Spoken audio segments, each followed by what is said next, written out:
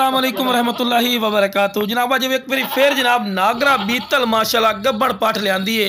तो बड़े दोस्त फरमाइश करते हैं कि फौजी भाई नागरा पठ लियाओ जी A+ क्वालिटी दे विच होवे और पहले सूए दे विच होवे। तो लो मेरा पठ आ गई ने खूबसूरत और नायाब तोहफा ने शुरू तो टोर फिर के विखाया कि माशाल्लाह सेहतमंद और माशाल्लाह एक्टिव है। तो माशाल्लाह फेस ब्यूटी चेक करो बिरा प्योर नागरा पट्टियां ही माशाल्लाह चेक कर सकते हैं और कन्ना ते लापर भी बिरा माशाल्लाह पढ़ते चेक करो चंगे लंबे कन बिल्कुल वाइट अख दे विच और चंगी झालर दे विच ते माशाल्लाह बिल्कुल बरीक पशम दे विच ने और चौड़ी छाती माशाल्लाह गोशत दी भरी हुई माशाल्लाह पाटी ने ऐस नूं आखदन डबल हड्डी ते मुंह जनाब ताज़ा चार दांदी ने जनाब क्योंकि साडे इलाके में जितने देर चौगियां छिगियां नहीं होंदी उतने क्रॉस नहीं करेंदे ते पहले वार दे विच ने हवाना चड्डा भी बनाई खलोती जनाब चेक कर सकते हैं और मोटी थड़ियां दे विच